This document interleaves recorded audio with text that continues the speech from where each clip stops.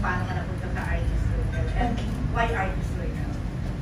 First and foremost, my complete name is Jesenia Angelia A. Martinez po, but my showbiz name is Jess Martinez. Before entering showbiz po, I am a social media influencer, more into fashion and lifestyle.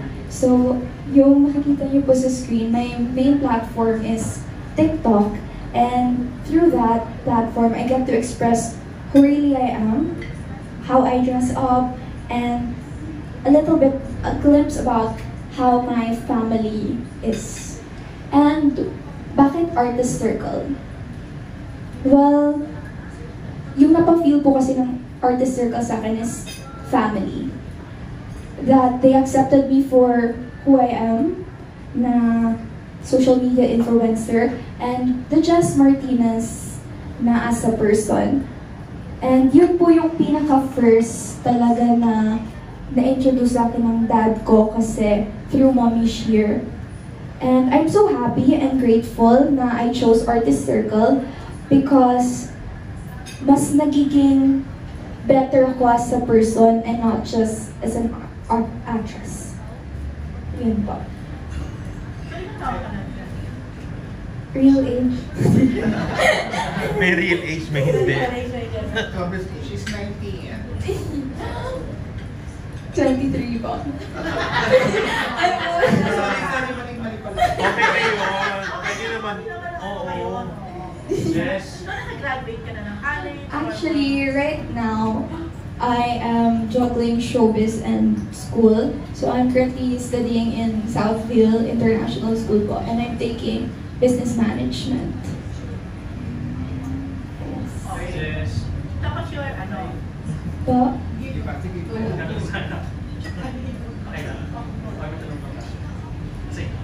Hi Jess, Nikki from Medastan. Hello po. Maraming celebrities ngayon, showbiz personalities na mas gusto maging influencer. Now, you're doing the other way around from being a social media influencer. Gusto mo pumasok sa showbiz. Bakit? Kasi po, I'm not for fame. Yung gusto ko sa showbiz, I get to express my emotions. Yung acting po yung gusto ko doon. About yung napapakita ko yung iba't ibang personality ko. And at the same time, mas napupush ako. Kasi when it comes to being an influencer, it's a routine-based po eh. Parang, ito yung ginagawa ko. And what I love about being in the showbiz is iba-ibang characters siya. So, mas nakahasa ako as a person. Was there a specific childhood experience or memory na nag-inspire sa'yo para pumasok sa showbiz? Childhood memory. Well, actually, a little bit background. Wala pong nasa industry na family ko. They're all in the business side industry. So, it really was my own decision to enter the showbiz industry. Pero even before po kasi nanonood, meron kasi kaming TV sa house. And nanonood kami ng mga teleseries like Marimar, yung mga ganon po. And also, hindi lang naman din GMA, nanonood din kami ng ABS. So parang doon, sabi ko, I want to become a star one day. I want to be seen on television and to express my emotions and my craft as well.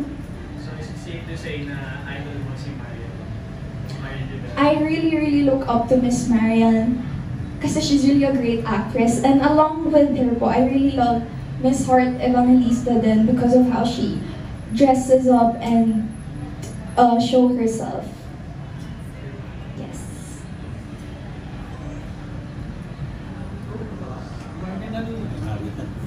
Yes, ano yung first acting gig mo? We were told na kasama ka na sa Sanggang Dikit. Pero before that, ano yung nauna?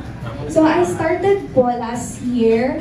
I signed a contract with Artist Circle February 6. Pero I started my taping June 13, which was Abot Kamay na Pangarap po. And then 4 months po ako doon.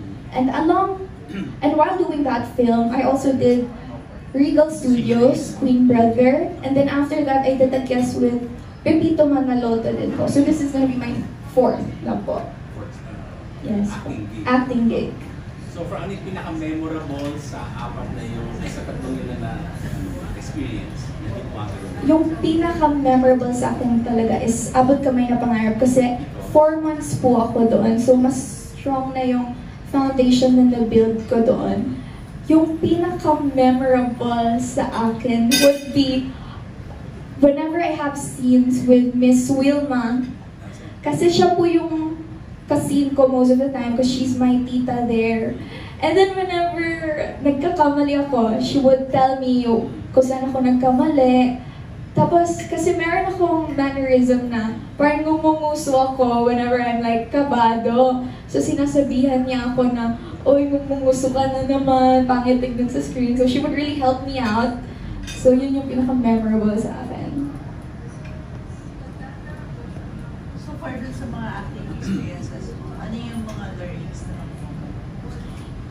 Actually, iba-iba naman po yung natutunan ko sa Abot Kamay na Pangarap kasi lahat po doon, senior stars talaga. Yung first ko na taping was with Miss Carmina Villaruel.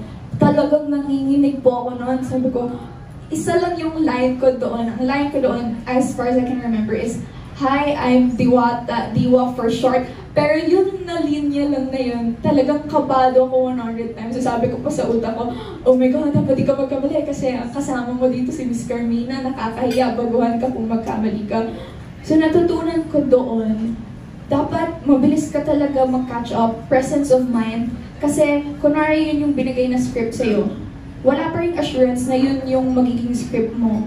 Kasi pwedeng baguhin, pwedeng tanggalin. So dapat you're always in the moment. Yun yung natutunan ko talaga when it comes to acting. Kasi when I did my workshop, hindi ganun kabilis yung process. Parang bibigyan kami ng 1 week and then after a week saka kami ipapag-acting. Pero doon, yun pala yung reality na kailangan mabilis ka. And at the same time, hindi tinaturo sa aking workshop yung camera angle. And then doon, while on set, hindi na siya tinuturo. Dapat you know the camera. So dapat alam mo each camera. So yun din yung natutunan ko doon. Kasi at the end of the day, ikaw lang yung makakatulong at makakaturo sa sarili mo. Hindi mo naman pwedeng tanungin lahat ng bagay. You need to be observant and i-apply yung mga learnings mo right away. So yeah, medyo in-stop ko yung TikTok. Ayan, nag-start ka na ng taping for sa Yes po. Parang ngayon medyo comfortable ka na ba sa set ninyo? Super comfortable po. Kasi prior to tapings, we had 2 days training. And dun pa lang po sa training na yun, nakabuon kami ng friendship. And along with that, yung mga other cast po kasi, same cast with Abot Kamay na Pangarap. Like Kuya John Vic, Kuya Alan Dizon. So, talagang mas naging comfortable po ako. And at the same time, while doing the training, kasi yung training po is sa company namin. Kaya, mas kampante ako while doing the training. Kasi, ate ko mismo yung nagtuturo. And super duper bait talaga na ni Miss Jeneline Mercado and Sir Dennis Trillo. Kaya, mas mabilis akong naka-adjust. Anong company mo, Jess? Explain mo yung company. A little bit lang pa. We're into gun industry po kasi. So, my parents, they sell guns and ammos and they also import from other, yes. Yeah, so they also do trainings. That's why kami po yung nag-handle ng trainings sa Sanggang Dikit. So magaling ka sa guns. Hindi ko naman po masasabing magaling, but I'm quite knowledgeable when it comes to guns. Ano yung role mo ba sa Sanggang Dikit? Policewoman. Yes, I'm a policewoman. Parang medyo kakabahan na yung mga guys sa'yo. Probably. Last question na for kasi you mentioned na inspiration mo si Harden. Yes, fashion. Why? And gaano ka-fashionista ba?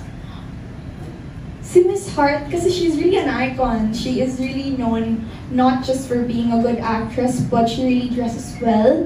And pumupunta na din siya ng iba-ibang countries like Paris Fashion Week. Kaya siya talaga yung nilolook up ko. But even before knowing Heart, my mom kasi is a fashion designer. So growing up, I'm really into fashion na. And then she would dress me up like a Barbie, ganon. So parang kinalakihan ko na yung ganong lifestyle. And mas naging passionate ako about it when I saw Miss Heart Evangelista. So, I assume marami yung closet na sobrang wide range yung ano. Yeah, yes po. Jess, Pa? saan ka lumaki ba? Davao? Kidapawan? Saan ka lumaki? Kasi yung Ang accent, dami mo. tsaka yung accent mo, obvious din yung accent. Actually, I grew up in Davao City. Like, we moved there when I was in 2nd grade, 7 years old. Pero I was born in Cotabato City po. And then we moved here. Well, nabili yung house around 2017 or 2018. But I moved here around 2020. Like, yung hindi na ako umuwi talaga. Pandemic yun. Yeah, pandemic. Time po. So magaling ka Bisaya ba? Bisaya ako po. Tapos, obviously, rich girl ka naman eh. Hindi mo na kailangan mag-work, mag-showbiz actually. Hindi ka naman breadwinner, hindi ka naman din di ba? Pero bakit mo talaga gusto mag-showbiz? Gusto ko talaga yung... Kasi when I did workshop po, out of curiosity lang talaga yun nung una. Sabi ko, I wanna do something else. Kasi parang paulit-ulit na din yung ginagawa ko in my daily life. Nag-dress up, and I wake up, parang princess. Sabi ko, I wanna do something else. So I tried doing acting workshop. And tapos dun ko na-feel na parang, oh, this is what I've been looking for in my life. Something new, something na I could express myself. Tapos, Pero sa school ba, nag-acting ka na before? no, actually, mahihain po talaga ako. Like, aral, bahay, ganun lang po yung ginagawa ko. O sa Disney Princess ka lang? As a Disney. Kasi din po, hatid sundo ako, and then may bodyguard na po nakaantay sa akin, so hindi ako makagala masyado. Yeah. Legit Disney Princess. Okay. In connection with that, nagkaroon ka na ba ng at 23, nagka-love life ka na ba? Crush lang po. Kunyari wala dyan yung parents. So, kunyari wala dyan yung parents. Kunyari hindi nila naririnig. I wouldn't say na po. Na in love ka na. Na in love. Parang more on infatuation. Kasi when I say in love, parang I'd be super courageous na ipakilala sa parents ko. Pero never pa dumating sa point na may napakilala ako sa parents ko. So, to answer the question, no. Never pa ako na in love. Nagka-crush? Yes. Dito yan or dun sa province? Sa province at dito. Wala pang relasyon. Wala. Hindi po. Wala pa yung legit na boyfriend? Wala po yung pinakilala talaga sa... So date lang. Umabot naman sa date. Date. Umabot sa date, pero nasa gilid lang po yung bodyguard. Okay lang. Tapos, sino mga crushes mo sa showbiz? Crushes sa showbiz? Babae. Ano? Pwede naman Oo, bahala Hindi ka. naman nagagandahan lang. Or Okay. nagwawabuhan. O, sige. Nagagandahan Girl crush. at nagwawabuhan. O girl crush muna. Girl crush ko si Atasha Mula po. Okay. Tapos yung boy crush si Andres Mula. Twins. Tinuhog mo yung twin. Hindi, pero talaga yung pinaka-crush mo. Yung gusto mong pwede maging partner mo. Maging Kalab partner. team. Kapuso po. Any. Ay, po. Dati po sinasabi ko si Andres. Pero ngayon po, open naman po ako kung saan man maging mas maganda yung career ko, kung ano pong plano ng manager ko sa akin. So, I'm not closing my doors to love teams, but at the same time, ayoko din na, like kung ako lang yung tatanungin, ayoko na mag-love team. Gusto ko pa iba-iba para mas mag-grow ako as an artist. Sige, pili ka sa GMA. Sino mo? Sa GMA? Oh my God. Tito. Sa GMA po. Napapugian ka. Napupugian, nakabatch ko ba? Na-attract ka. Kahit matanda. Ay, matanda. Si Alden Richards po, pogi po talaga. Matanda siya. Sorry, mas matanda. Matanda na kayo. Oo, Mas matanda po sa akin, hindi pa matanda. Sino pa? Alden, sino pa? Sa kapuso. For now, yun. O kapamilya naman. Kapamilya. Si Kyle Echari po. Ay, Wow. Chagmano. May excitement. Ayaw na me. Ayaw. Ayun, medyo ka-age mo. Medyo ka-age ko yun. Okay, thank you, Jen. Namit mo na ba si Marian at saka si Kyle at gusto mo pa sila makakulap? Na-meet ko na po si Miss Marian dun sa show niya na Balota po, premiere night. Sobrang kilig din po ako noon kasi talagang fangirl ako. Pero si Miss Heart po, hindi ko pa siya nami-meet ever. Pero I'm looking forward to. Dream mo ba sila makakulap? Yes, super dream ko po. Dream ko maka-work as an actress si Miss Marian and dream ko makakolab as an fashion influencer si Miss Heart. Ano gusto mong gawin yun ni Heart? Mag-fashion in Paris shopping! Ganun. Tama, gawa kayo ng Paris. Yes. Gawa ka ng Paris. Pero hindi gumawa ng teleserye na fashion. Oh. Yes. Ano naman siya, origin na fashionista. Ngayon, kung kailan magagawa yun. Kaya ba? Kayo na lang mag-produce. Mommy. Kaya ko mami. Pero Jess, how are you dealing with bashers pa? Ready ka na ba talaga mag-showbiz? Ano, Yes. full-time na ba to or parang testing the waters pa? No po, I tested the water a year na. So, this is gonna be full-time na. Kasi I really loved it po. Pero when it comes to bashing, I don't really mind them kasi there are so many positive comments, positive feedback. So why focus on the negative? Yun po yun. Hindi, kanina na-mention na ang dami na daw sa pangaral sa pagpasok sa showbiz. Ano itong mga pangaral? Mga reminders sa'yo? Si Tito talaga, actually, and si Mommy Sheer, bago ako nag-start with Abot Kamay, sinasabihan talaga ko to always stay grounded. Kahit na anong maabot mo sa showbiz, dapat grateful ka pa rin sa mga tumulong sa'yo in the industry and hindi mo talaga dapat talikuran yung mga tumulong sa'yo kasi you wouldn't be where you are right now if not for them. Jess, prior sa Abot Kamay, nasubukan mo rin bang nag-audition sa mga ibang projects like PBB or pumila sa mga reality show and commercials? Never po ako nagpumila po. Hindi po ako. Successful. Hindi po nag-step by the step. Hindi po. May pumipila for her. Pumipila for her. Ano feeling mo pag nasabi ng cannabis na princess? Ay, hindi na. Okay, tanggap ko naman. Thank you po. Legit ka naman. Pinaghirapan din naman po ng parents ko yung pagiging Disney princess ko. So I acknowledge it and I'm grateful for it naman po. Sino favorite mong Disney princess? At anong kanta ang madalas mong kantahin? Si Belle po, pero yung favorite song ko hindi sa kanya, Part of Your World. Pero hindi pa ako singer, baka yun ang kasunod. Ano ka lang as a dancer lang? As a Disney princess, maganda-gandahan. Pero napag-aaralan naman po lahat ng bagay. So, Sumasayaw-sayaw ka doon sa TikTok, di ba? ay, nakita niyo po. Yes po. Oo, you dance. Subtle lang. As influencer, meron ka na rin mga share ng, may mga nagbawas na ba sa'yo? May mga, Meron po, like what? Ano mga mostly mga sinasabi po.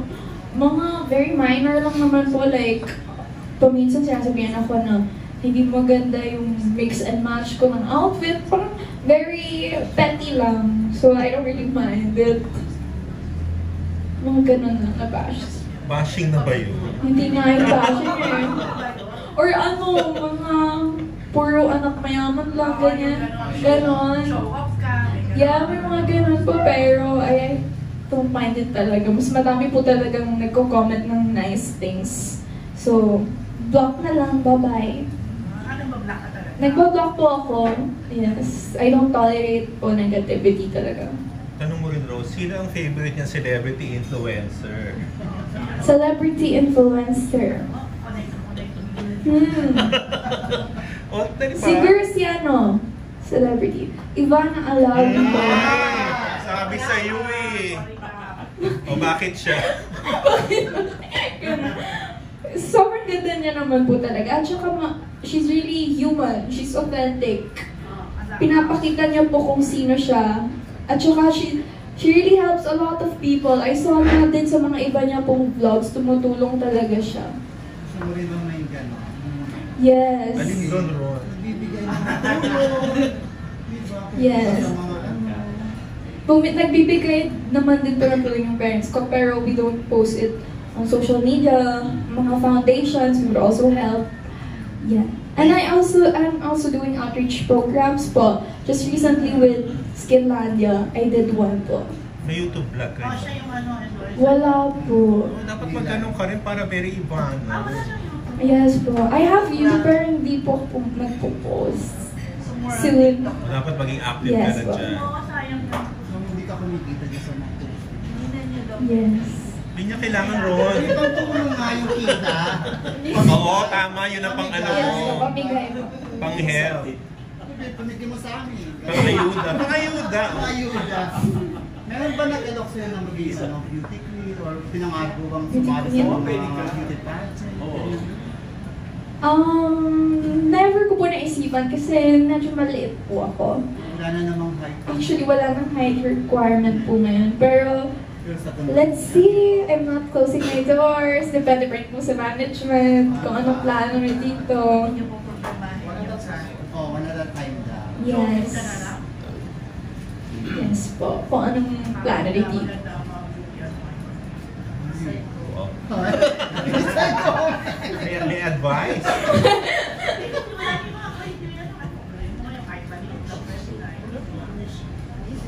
Jess, may limitations ka ba sa pag-accept ng mga role? Like, mga pieces? Yes po.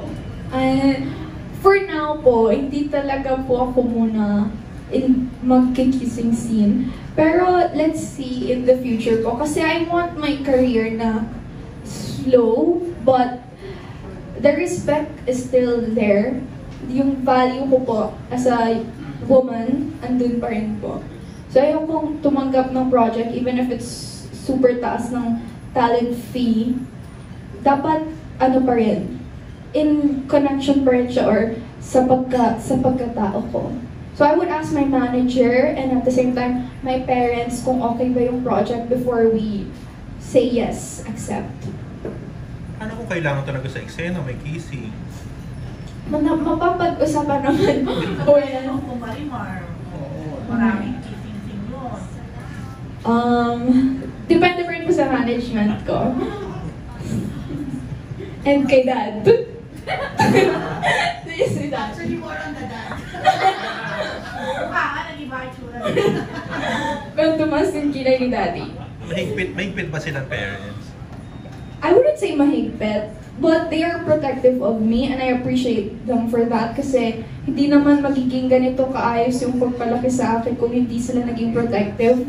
So, hindi ako na parang nag-resent or nagagalit sa kanila because of it. I am grateful and I cherish how they pagpalaki yung sa akin po. So pwede kang ligawan? Pwede umakit? Pwede naman po ako ligawan. Mataas lang din po yung Standards. So, what Personally. sa Disney Princess? Ako po, to be frankly honest, hindi na, not necessarily kasing successful ng parents ko, but at least meron lang mong maibubuga or maipapakita sa parents ko.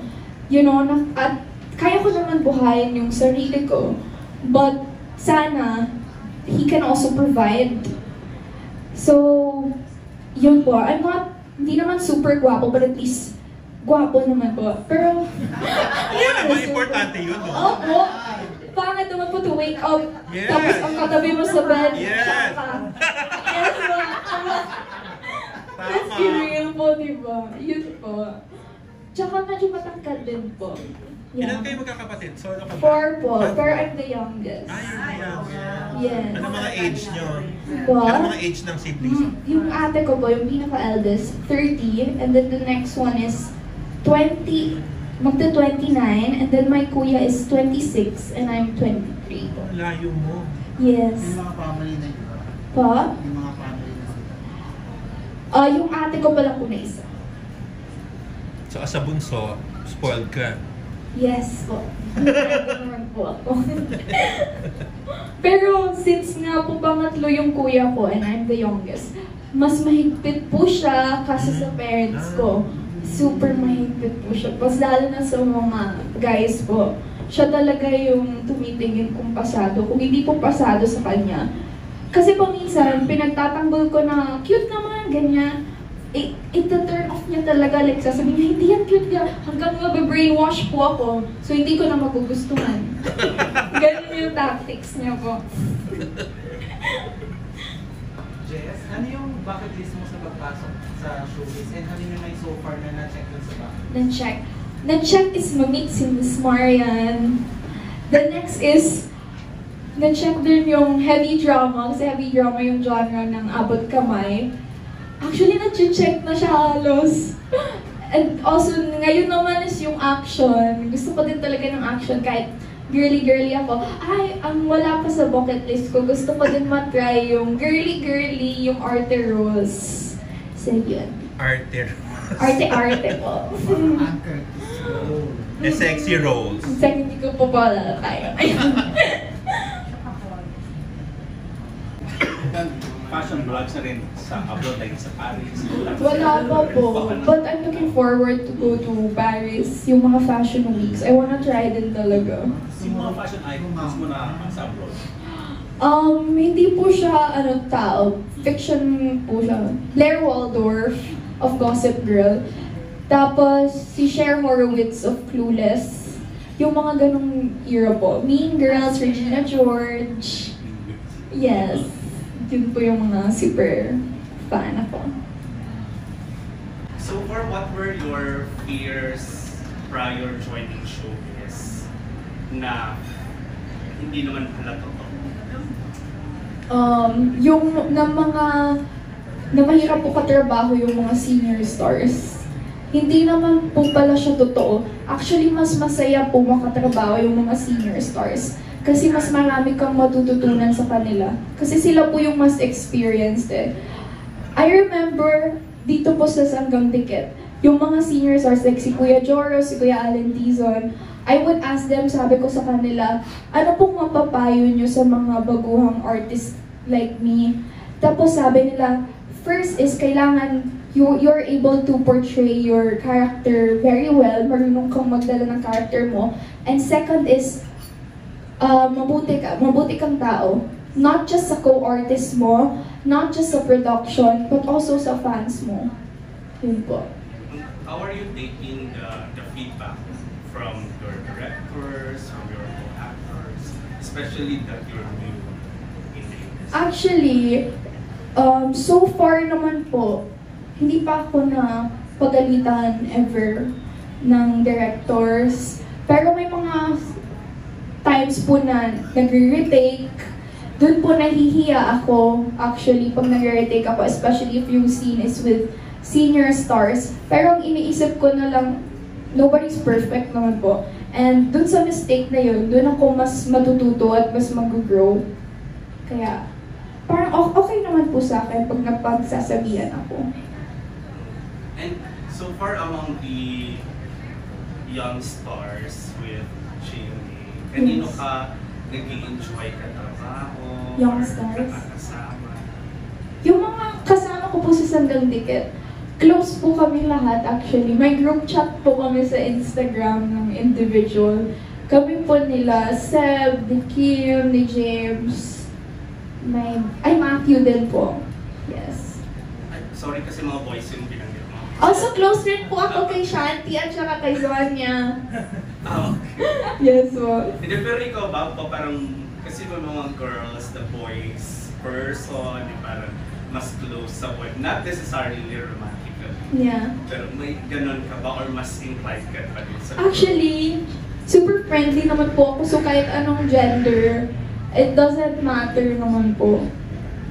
And last is, kasi syempre may mga misconception about boys in showbiz na mga babaero or hindi totoo yung parang nila-love yung for the sake of fame. How cautious are you with that? Na baka magamit ka lang, madali naman po ako makaamoy kung ginagamit ako or not. May Kasi naamoy ka. wala pa naman po so far. Kasi sila din po mismo. I think it's really how you carry yourself. I carry myself kasi na mabait ako, yes, but with boundaries. So pati po yung mga tao na nakakasalumuha ko, may respeto din po sila sa akin. Kasi pinapakita ko sa kanila na may respeto ako sa sarili ko. Kaya alam din po nila, may limitations din sila. At yung mga ka-work ko naman po ng mga boys, may respeto po talaga sila. Mararamdaman mong walang mali siya.